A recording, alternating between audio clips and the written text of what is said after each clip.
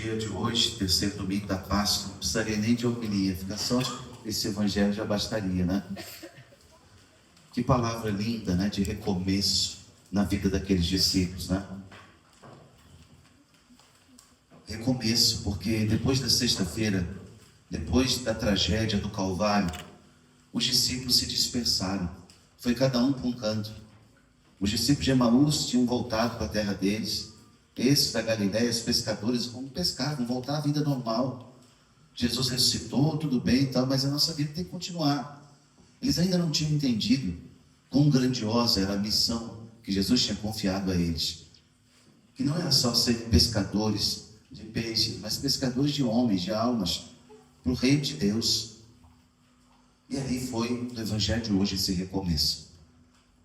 Diferente daquela passagem da outra pesca milagrosa, em que Jesus anda sobre as águas e é noite, no texto de hoje é da manhã da ressurreição, é a terceira aparição de Jesus, era domingo. Por isso os cristãos estabeleceram que domingo era o dia da reunião da comunidade, a fé da igreja se estabelece aí, já desse fato do domingo ser o dia da ressurreição. Ora, alguns elementos muito importantes do texto de hoje. O primeiro, essa experiência humana do fracasso. Imagine você tem tanta experiência nos teus negócios, naquilo que é a tua habilidade que Deus te deu, você já faz há tantos anos, né? Mas sabe aquele dia que nada dá certo, né? Você fala, meu Deus, o que aconteceu, né? Os discípulos experimentaram o fracasso da pesca. Com a experiência que tinham no mar da Galiléia, sabiam muito bem que a hora da pesca boa era a noite, né? E a noite inteira, né, passaram tentando pescar e experimentaram o fracasso. E de manhã cedo, já na aurora, o sol nascendo, o calor e a luz, não é uma boa hora para pescaria, né? Os peixes vão para o mais profundo, né, do mar. Não estão muito na superfície, então é mais difícil. Mas tinha um moço lá na praia, que era aquele que iria fazer o diferencial de toda a história, né? Um desconhecido, mais ou menos 100 metros assim, que gritou para eles, imagine, o cansaço, a tristeza, a frustração de não ter dado uma pesca boa na noite. Bora recolher tudo, vão para casa lavar as redes, né? Não é verdade? E aí eles escutam aquela voz, moços, tendes alguma coisa para comer? Que palavra sensacional, né? Que pergunta, que pedido, né? Como que Deus nos fala quando alguém que nos pede alguma coisa, né? Dom Bosco dizia uma coisa linda, que quando você pede uma esmola para um rico, é você que está fazendo um favor para ele, sabe? Ali, Jesus fez um favor para aqueles discípulos. Tem alguma coisa para comer? E eles disseram, não. Talvez tenham dito até algumas coisas mais, né? Aborrecido, sabe? Aquele não, assim que... E ele falou, olha, joguem a rede do lado direito da barca. O que deve ter passado pela cabeça deles? Será que ele está vendo um cardume ali na superfície? A posição que ele está, é a luz, como é que é? Ele está na praia, a gente está aqui na barca, olhando de cima. O que ele está vendo que a gente não está vendo? Que visão é essa que ele tem que a gente não tem? Joguem a rede do lado direito da barca. E eles o fizeram. Jogaram a rede. É lindo, irmãos, quando a gente entende isso. Que obedecer a Deus sempre dá certo. Às vezes a gente é tão teimoso, né? A gente às vezes vai tentando, sabe, fazer da nossa conta, né? Bom, eu sei, eu posso, eu faço, eu consigo, já tenho habilidade, eu vou, né? E não reza, não coloca primeiro na mão de Deus, não consagra o dia, o trabalho, as coisas que vai fazer, faz só com as próprias habilidades, a autossuficiência, essa autonomia louca que a gente criou pelo pecado, de achar que a gente sabe. Não, irmãos, nós somos crianças no colo do Pai, às vezes dando os primeiros passinhos ainda. Essa a verdade do nosso ser diante de Deus. A gente não sabe qual é o próximo passo, Deus já sabe. Então, com confiança, colocar primeiro nas mãos deles, ouvir primeiro, Deus, onde é que eu tenho que jogar a rede? Onde é, Deus? Me mostra, me fala. Ei, Deus, me incomoda aqui dentro, vai, fala comigo, tem que te ouvir. Nós precisamos, irmãos, exercitar isso, a nossa escuta. E às vezes meio surdos que somos, né? Colocar mesmo a mão assim, sabe? Fazendo uma concha. E Deus fala de novo, desenha, não estou conseguindo enxergar, me ajuda. Nós pedir, insistir, desejar, escutar a voz do Senhor. Jogue a rede do lado direito da barca. E a gente já sabe o resultado, né? Alguns estudiosos dizem que eram 153 peixes por causa do número das nações conhecidas na terra, né? Ou seja, a rede era para pescar todas as nações. Quem puxa a rede da barca é Pedro, né? É Pedro, que na próxima conclave, agora essa semana, se Deus quiser, teremos um novo rosto, né, de Pedro a nos governar. Que providência de Deus também, né? Ler esse evangelho hoje, né? As portas do conclave, né? Mas eu dizia no início, quando Pedro, quando eles começam a puxar a rede, e João, olha a sensibilidade do menino mais novo, coração mais puro, o discípulo amado. João disse, é o Senhor. Coração cheio de amor de João, né? É o Senhor. E grita, e Pedro se lança no mar, ele nem espera a barca chegar lá, não interessava mais as redes, o peixe, interessava que era o Senhor que estava lá. E só podia ser.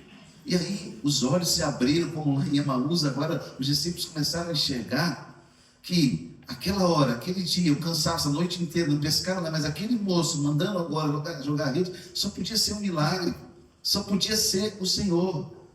E Pedro se lança e vai nadando até a praia, e vai nadando até a praia, né? Diz o evangelho que ele coloca lá a túnica porque ele estava nu, né? Talvez tivesse só com aquela tanga que eles usavam amarrada na cintura, mas ele mergulha e vai até a praia. E quando ele chega lá, ele encontra as brasas, Jesus com o fogo aceso, as brasas, né? Pão, peixe. Como quer dizer, ei filho, eu não preciso de nada de você, eu tenho tudo, eu sou dono de tudo que caiu da terra. Mas eu quero a tua alma, eu quero a tua vida, eu quero a tua presença, eu quero a tua disponibilidade. Eu quero usar todos esses talentos que eu mesmo te dei para levar tantas pessoas para o reino dos céus. Essa é a nossa vocação cristã, queridos. Deus não precisa de nós. Definitivamente não. Ele é todo poderoso. Mas Ele quer usar da tua voz, do teu talento. Ele quer usar dos dons que Ele colocou em você. Toma coragem a se colocar à disposição de Deus. Deus, como o Senhor quer me usar? Vai. No meio dessa sociedade tão perdida, tão sem referências, tão sem saber para onde ir. Você já sabe. Você é cristão. Você conheceu o Senhor. A experiência que você tem da sua fé não é para ficar guardada na gaveta da vida, não é um adereço, não, é a estrutura vital da tua alma, é a tua experiência de fé. Por isso fala de Jesus, busca as pessoas para Jesus, acalenta o coração delas, ajuda, estende a mão. Nesse mar louco que é um mundo agitado, né? Nós somos os pescadores que o Senhor colocou aqui. E é tão lindo quando a gente entende isso. A nossa vida ganha outra dimensão. A gente para de pensar que achando que é só conta bancária, dinheiro, título, honra. Isso é muito pequeno. Deus está nos chamando a algo muito maior. Muito maior. Patrimônio material é muito pequeno, muito pouco. Honras desse mundo são muito pequenas diante daquilo que Deus nos chama. Quando os discípulos voltam da primeira missão, e eles estão entusiasmados porque eles tinham expulsado os demônios, né? E estavam lá e Jesus falou, opa, não se alegre por causa disso não. Se alegre antes, porque os vossos nomes estão escritos no reino dos céus. O evangelizador é assim, o pescador de almas é assim. Escreveu o nome no céu. E aí, irmãos, depois dessa constatação que é o Senhor, Pedro chega lá na praia, né? E acontece então aquele reencontro. A última vez que Pedro tinha visto Jesus foi naquele momento da negação, né? Na quinta-feira à noite, onde lá no pretório perguntaram para ele, né, se conhecia, se ele também era um dos galileus. E ele fala, não conheço, 3 vezes, né? E o galo cantou, lembra da história? Ali agora foi o recomeço. Jesus faz 3 perguntas a Pedro, uma tríplice profissão de amor que ele quer exigir daquele coração que negou 3 vezes, né? 3 que a gente sabe, né? Talvez tenha sido muito mais, né? Pedro, tu me amas. Se a gente for olhar no original do texto grego, é lindo, porque Jesus vai descendo o nível do amor. Ele pergunta, em português tu me amas, é a mesma palavra amor. Em grego, não. Jesus vai descendo o nível. Como quer dizer? Primeiro ele começa, Pedro, você é capaz de dar vida por mim? Petros, agapás me. Pedro, tu me amas. No amor ágape.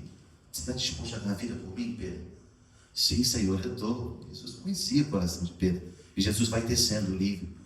Até perguntar a terceira vez com amor, filos, o verbo filéu. É um gostar muito. É diferente do agapau, que é dar vida, né? Gostar muito, eu gosto muito de tanta gente, mas eu não sei se eu daria vida por tanta gente. Você também. Mas há realidades da nossa vida que você é capaz de dar vida pelo outro, né? Não é assim, mãe, filho, né? Pai, a experiência de gastar a vida, meu verbo ágape. Jesus começa nesse nível e vai descendo para que Pedro entenda no nível dele, ainda está muito baixo, assim, mas Jesus aceita até aquele nível baixo. Tão grande a misericórdia dele. Quando Jesus pergunta a Pedro, você gosta mesmo de mim, Pedro? Você me ama mesmo, Pedro? Senhor, tu sabes tudo. Ei, Senhor, tu sabes o que aconteceu lá no pretório. Ei, Jesus, você sabe que eu fugi, eu fui covarde. Ei, Jesus, esse Pedro aqui valentão, tal, que eu fui covarde, eu te neguei 3 vezes, Jesus. Tu sabes tudo. Tu sabes que eu te amo. Tu sabes tudo. Que apesar de toda a miséria que há em mim, aqui, Senhor, um fiozinho, né, de desejo de céu. Aqui um fio, Senhor Deus, que tem me impulsionado a te buscar. É muito pouco, eu sei, mas é o pouco que eu tenho para te dar. Tu sabes tudo. Tu sabes que eu te amo. E Pedro ali rasga a oração para Jesus. Meu irmão, minha irmã, nesse terceiro domingo da Páscoa, faça isso. Rasgue teu coração na tua oração. Rasgue os céus diante desse Deus que é misericordioso, que às vezes aceita o nosso mínimo, a nossa migalha, é o que temos que dar para Ele. Às vezes damos para Deus o resto, essa é a verdade da nossa vida, e Deus nos aceita assim. Mas hoje, devolva-se ao Senhor em amor. Senhor, tu sabes tudo, tu sabes que eu te amo. Esfrega na cara do tentador que quer te roubar da mão de Deus, que quer te oferecer um pecado, que coloca no cardápio da vida tantas opções de pecado. Diz, não, eu amo a Deus, eu quero a Deus. Sim, eu sou uma miséria, como diz o profeta, um vermezinho, sim, mas eu te amo, Senhor, eu estou aqui. Aproveita que eu estou aqui, me dá uma graça especial nessa missa, de um encontro contigo, verdadeiro, total. Tu sabes tudo, tu sabes que eu te amo. E ali, depois daquela tríplice profissão de amor, Jesus entrega para Pedro o governo da igreja. Eu disse, né? Estamos aí há poucos dias do conclave. A nossa missão essa semana é rezar muito mesmo pela igreja. Toda hora que você lembrar, diga, vinde Espírito Santo. Toda hora, ao longo dessa semana, Ave Maria, Maria, mãe da igreja. Rezar pela igreja. Nós não somos um amontoado de pessoas na sociedade que olha para a igreja como uma instituição. Nós somos homens e mulheres de fé. Não é só uma instituição social, um corpo social. É o corpo místico de Cristo. E aí pode acontecer de a gente ficar tão distraído com as notícias e ficar entrando em disputas políticas de direita, de esquerda, de centro, disso, daquilo, progressista, tradicionalista. Não nos interessa isso. Nos interessa que o próximo Papa seja santo, que ele ame Jesus totalmente. O rosto, o carisma, o jeito, a gente não pode escolher, é Deus que escolhe. É o Espírito Santo quem governa a igreja. A palavra do Evangelho é linda porque diz assim, Pedro, apacenta as minhas ovelhas. Pedro, apacenta as minhas ovelhas. As ovelhas são de Cristo, mas o encargo de apacentar é de Pedro. E é tão lindo a gente ser católico, né? Saber que essa palavra é a palavra do primado de Pedro. Do primado. Lá em Israel, na Galileia, às margens do mar da Galileia, tem uma igreja onde Jesus aconteceu esse evento. Uma igreja chamada Igreja do Primado de Pedro. Aquela prainha que tem lá, a igreja, ali Jesus chamou a Pedro e confirmou o chamado dele a governar a igreja. Tudo que ligares na terra será ligado no céu. Ele já tinha dito isso lá em Cesareia de Filipe, no norte de Israel. Agora, depois da ressurreição, Jesus confirma ali às margens do mar da Galileia, onde ele tinha feito o primeiro chamado. Agora, ele faz o último e definitivo chamado. Hoje, meus queridos, queria que você saísse dessa igreja feliz pela tua fé católica e pela experiência de Deus que você tem. Você não veio aqui para ter experiência com as paredes. Você veio aqui para ter experiência com Deus vivo. Faz da missa a tua maior oração. Faz da missa teu encontro semanal que alimente e nutra a tua fé. Faz da missa esse encontro do Tu Me Amas lá da praia, lá às margens do mar da Galileia. E é claro, você vai sair daqui com a tua identidade católica, com as tuas escolhas, com os teus valores, com as tuas renúncias. E é claro que você vai sofrer perseguições. Mas dizia a primeira leitura de hoje, né? Pedro e João presos uma vez, 2 vezes, 3 vezes. E o Sinédrio falava: se calem, não falem mais de Jesus. Parem com esse negócio de Jesus Cristo, para com isso. E queriam calá-lo. E a palavra dos dois é linda: importa obedecer antes a Deus do que aos homens. São palavras assim de direcionamento que a gente tem que ter norteando a nossa vida. As propostas são muitas de obedecer ao mundo. Importa obedecer antes a Deus que aos homens. Às vezes até formuladas juridicamente muito corretinhas diante da sociedade, mas imorais. Importa obedecer antes a Deus do que aos homens. Nem tudo aquilo que é legal é moral. Importa obedecer antes a Deus do que aos homens. Palavra da leitura de hoje. E assim, vamos sair dessa igreja hoje com o coração nessa palavra: Tu me amas, Tu me amas. Sim, Senhor, Tu sabes tudo, Tu sabes que eu te amo. Em nome do Pai, e do Filho, e do Espírito Santo.